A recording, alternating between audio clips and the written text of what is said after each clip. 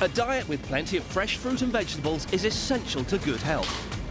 Ensuring we get them means delivering thousands of tons to stores across the world every day.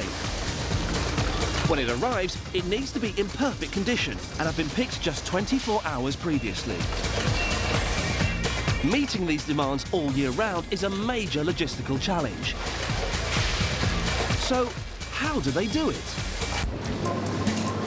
Producing all the fresh food we eat and getting it to our dinner plates before it spoils is an incredible challenge for producers and distributors.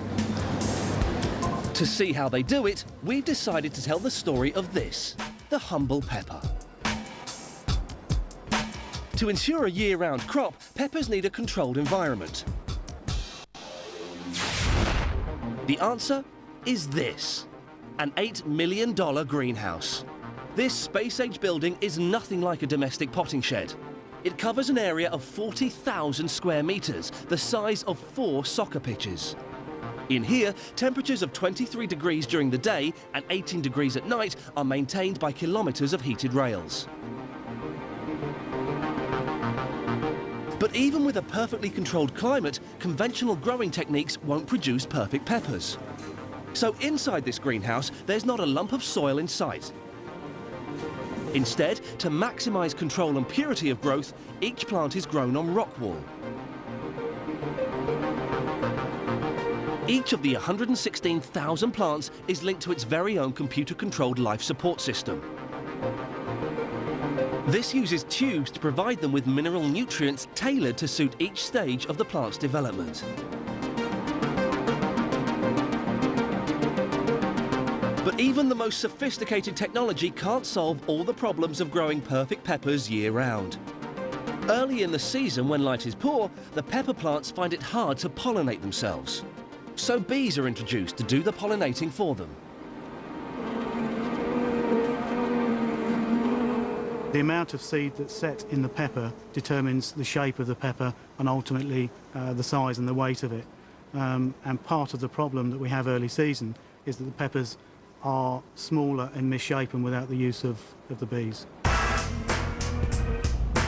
Having no soil does away with soil-borne diseases, weeds and the need for weed killers. However, there's another pest, able to live on the leaves of the plant, which, if left untreated, could eventually kill all the plants in the greenhouse. Spider mite.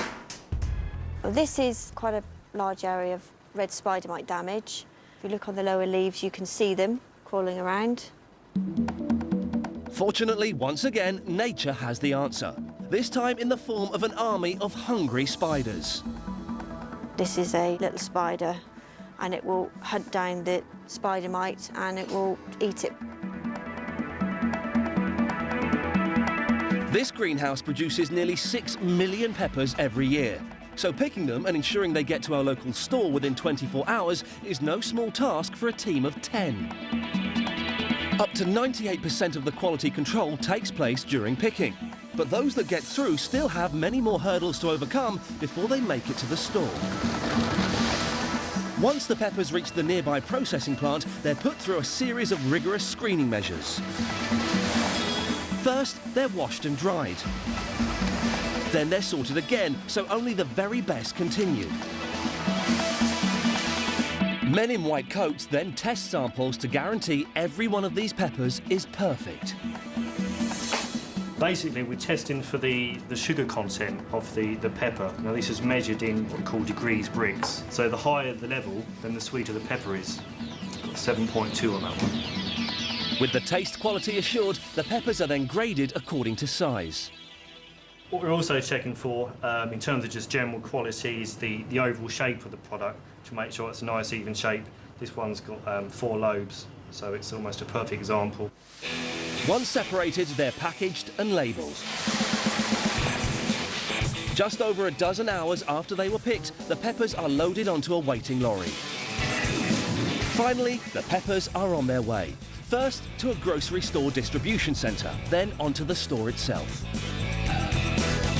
So the next time you pick up some peppers from your local store, bear in mind the high-speed journey they've made to your shopping basket and eat them fresh, rather than leaving them forgotten at the bottom of your fridge.